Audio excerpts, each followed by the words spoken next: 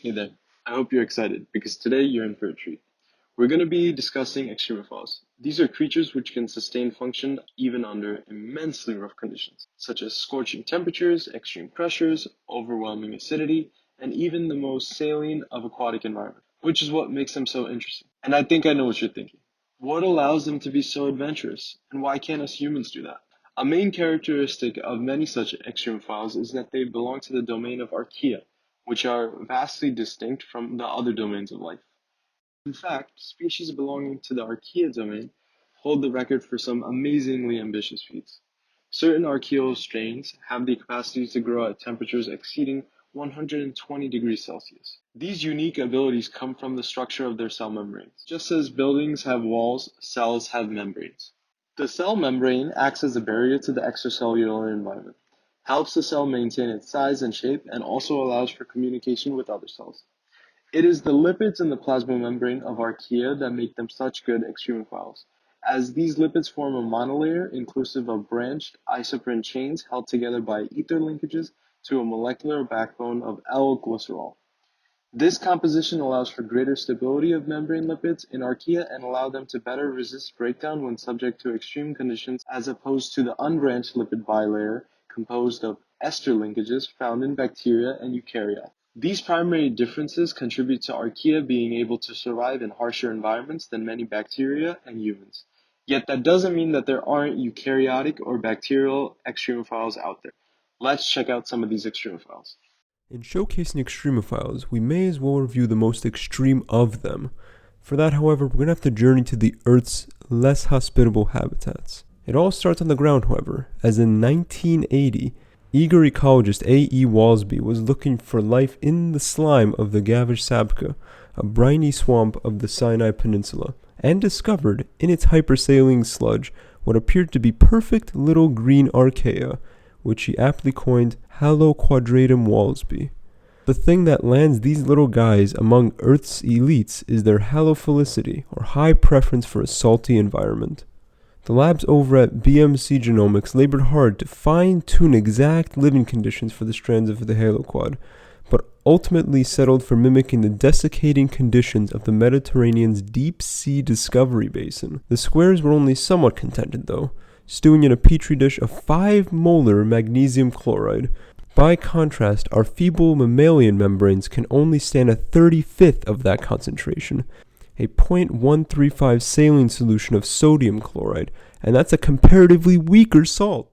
As if thriving in cell-sucking brines wasn't daunting enough for our fair cells, the conditions furnishing the extremophile don't stop there. Our next example laughs at what we humans continue to fear most, the invisible enemy, one which we can't see: radiation. Thermoculus gamma tolerans, these idle green orbs are so far the most radiotolerant organisms known to exist. They were found along deep-sea vents, thriving in ambient radiation levels in excess of 100 times those found at sea level. The same investigation team expected them to endure comparable levels in the lab, but they didn't. So how much do you think they withstood under a cesium gamma radiation source? 200? 500 times? 1,000 times? Nope, not even close. These blobs comfortably resisted a sustained beam of gamma radiation equivalent to levels 12.5 million times those found at sea level. Quantitatively, that's 30,000 grays, which if you subjected a human to that amount of energy, they would be irredeemably vegetableized 600 times over.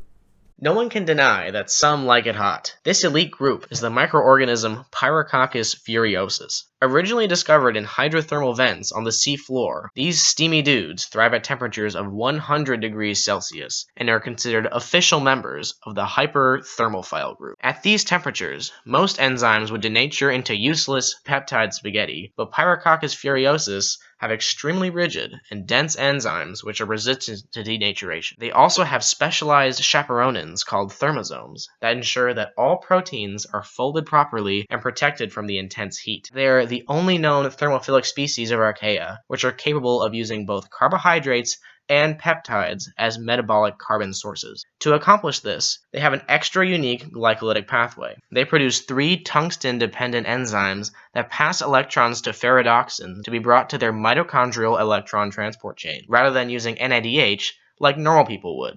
Alicyclobacillus acidocaldarius is a bacterial species that would take a bite out of a big lemon and not even flinch. They are gram-positive, rod-shaped bacteria that like their pH low as as 3.0, and could even survive at 2.0. They were first identified in the hot and acidic geysers at Yellowstone National Park in 1971. They contain unique omega-alicyclic fatty acids, whose cyclohexane tail group reduces the fluidity of their plasma membranes and prevents them from opening in low pH environments. Members of this genus are also infamous for getting into your apple juice. The fruit juice industry has been fighting these menaces since the 1980s and have ordered several acidic juice recalls because of them. They have been such a difficult adversary for the juice companies because Alicyclobacillus produces extremely tough spores that are resistant to most pasteurization procedures, and their preference for low pH allows them to thrive in beverages eerily similar to that Minute Maid you drank at lunch yesterday.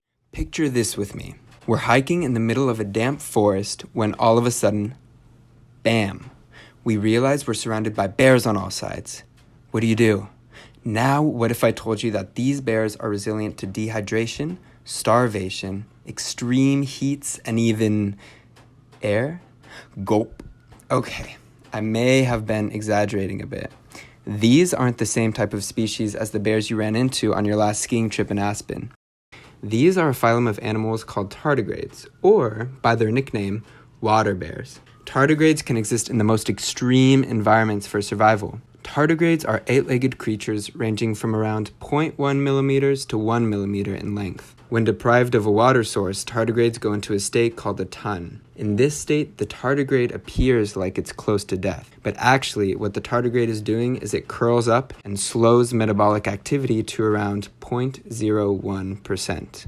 Water bears can exist in this dehydrated state for decades, and when you would like to revive the little animals, they can come back to life after being submerged in water in a matter of hours. This state is a form of cryptobiosis, which is the ability to slow down metabolism to an almost undetectable level. Researchers think that some tardigrades are able to enter this tun state due to the production of a protective sugar, trehalose, which could protect the cell membranes and organelles of tardigrades. Other researchers posit that tardigrades use a protective protein called DSUP, or damage suppression protein.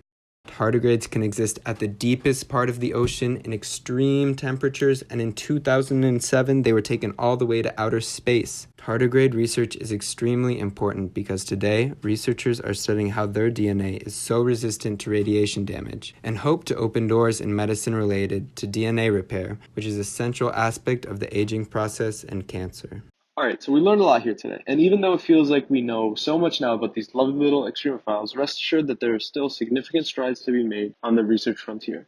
For example, the contribution of L-glycerol to the stability of archaeomembrane lipids is still yet to be completely understood. Yet one professor, Dr. Sandeep Mitra of New York University, has a hypothesis that the positioning of the hydroxyl groups in the L-glycerol stereoisomer may be more compatible with the formation of a monolayer in membrane lipids as opposed to a bilayer. The desire for extremophile research is also increasing as some extremophiles may prove beneficial to environmental sustainability efforts, a topic which is being explored by the Institute of Biomolecular Chemistry at the National Research Council of Italy. Their research indicates that enzymes produced by extremophiles may be able to act as biocatalysts for new and sustainable industrial processes, leading to several biotechnological applications.